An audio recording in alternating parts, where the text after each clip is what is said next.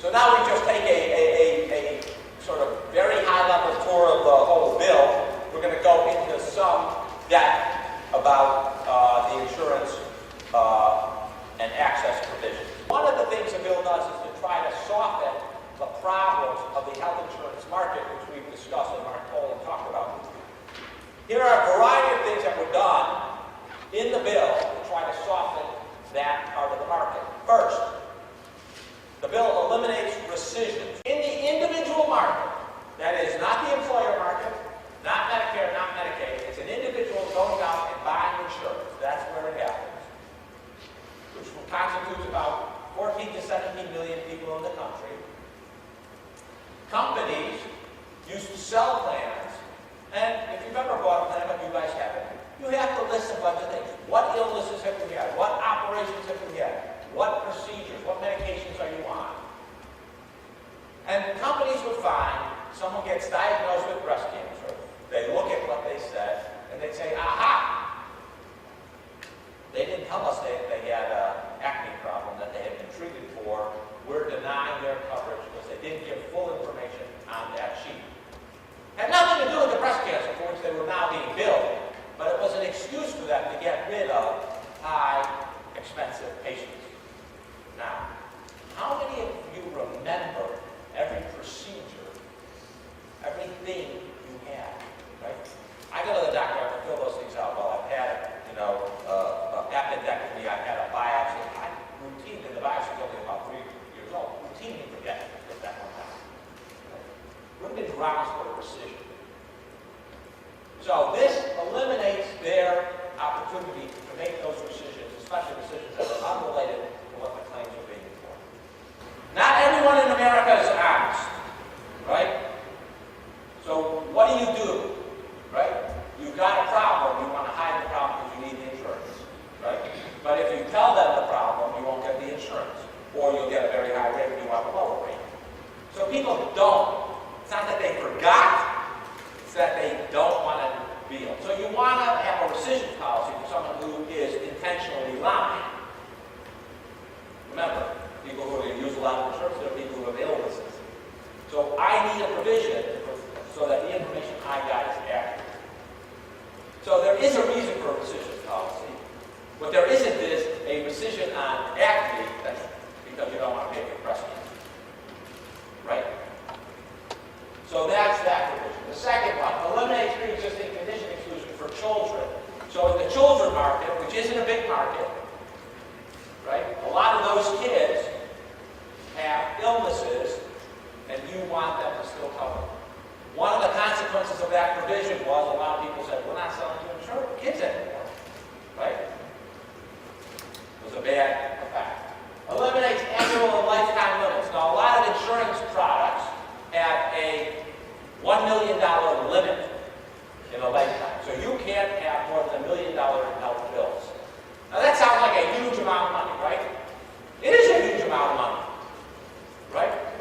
Yeah. If you end up with a bone marrow transplant or a solid organ transplant, a liver transplant, those procedures alone are $100,000 to $250,000, right? There are some conditions for which you might require drugs that are $100,000 that are really doing good. This is to get rid of those limits.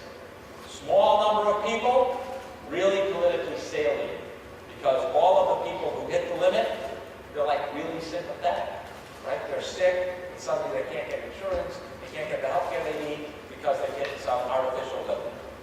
So while it's not a big public health problem, it is a problem, and all those cases get you a lot of brownie points in the median. As we said, children can stay on their parents' health plan until age 26. A big boon, and not just a boon to the to poor people. It's mainly a boon to the upper middle class. The main beneficiaries, you guys, or people like you. I've already used it. My middle daughter left college, 3 months hiatus before she went off to Africa where she was going to have covered. Came back after a year, 3-month hiatus before she went off to England where she was going to get covered. Those months, very hard to get insurance. Costly for just a short period of time. I think you're gaming the system. Now you can just throw them on the parents' money. Requires coverage of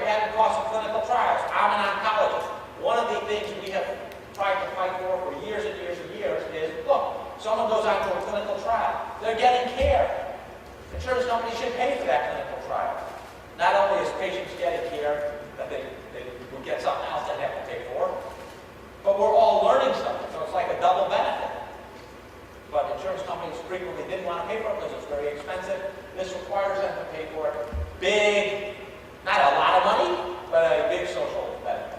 Medicare patients, Part B coverage. Who's the expert on the donut hole here? Think of a donut, and you cut through the donut. So you're covered all the way to some limit. I think it's $17.50 or something.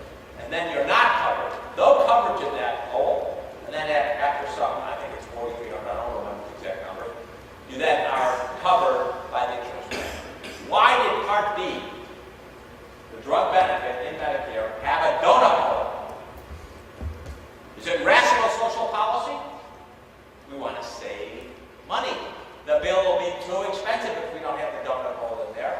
So then we got all these rationalizations, which is first now the coverage that support all the elderly, and catastrophic coverage for people who really need it, and in between, we'll just sock it to them because we need to get the bill under X billion to pass.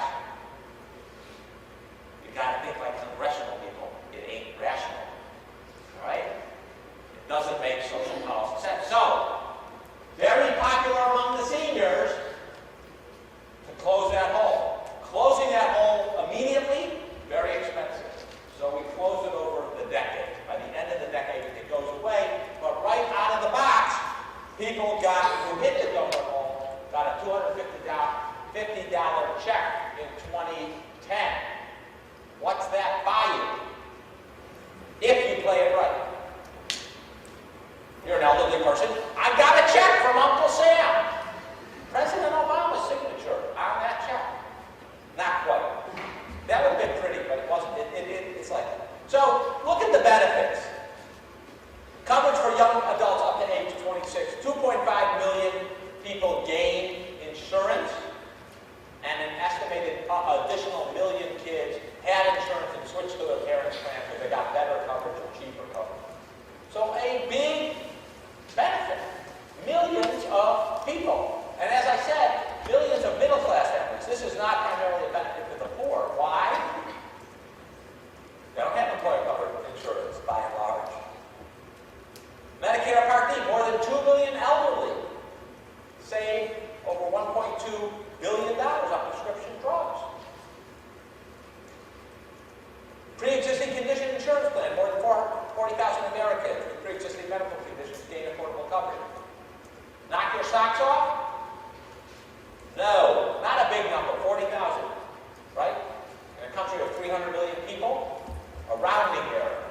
On the other hand, a good stump speech point. We had people with illnesses who couldn't get insurance, and now we provide it away. But the big kahuna of the access part is 2014 and expanded access in the country. What is the problem, before we talk about anything else, with this part of the provision? So you got a constitutionality problem. Good. What other problems do we have? The exchanges go into effect in what year? 2014. Back it up. When do you have to sign up if you get coverage beginning January 1st, 2013?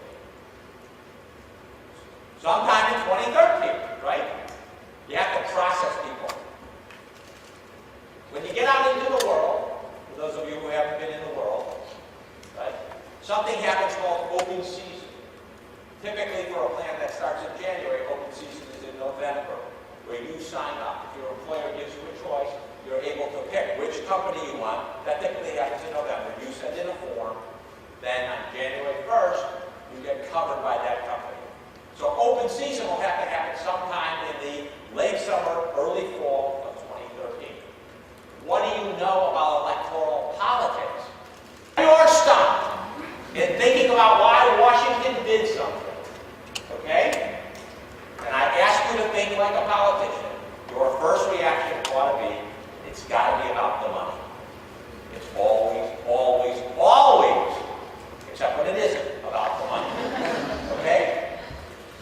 And remember, next time I ask you a question, why is this lunacy happening? You will say, it's either the money or there's something to do with an election. Right? There are no other reasons anything gets done in Washington. It's either the money or an election. So, a major component of the Affordable Care Act is to cover people through exchanges. We've talked a little bit about this. The bill creates state exchanges. That was how the Senate went about it. The House had a national exchange, and my own view is that the House's version on the exchange was much, much better. I talked to the House people. I complimented them on their exchange.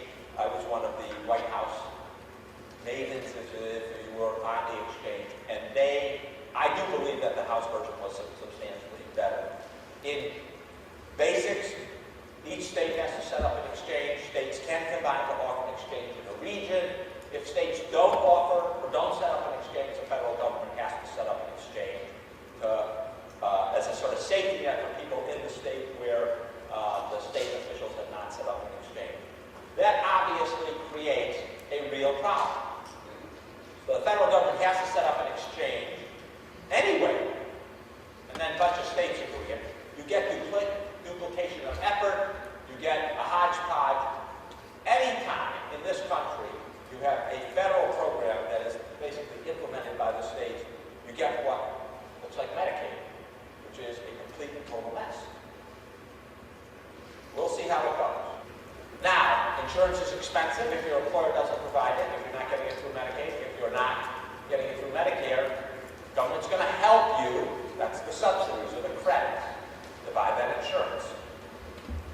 Employers, like so much in politics in America, we divide things between the big employers on one end and the small guys on another. The small guys who are the engine of the economy and hiring and all of that, whatever the rhetoric is at the moment, they don't have a mandate if you're an employer of 2 to 50 employees. On the other hand, if you're 51 and above, you do have a mandate, and you have to provide coverage.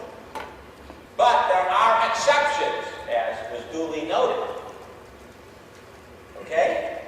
Financial hardship. We'll talk about what that might be. Religious objections. Who might that cover? Christian Scientists. Any other religious objections? If you're a Republican, you might have a religious belief, right?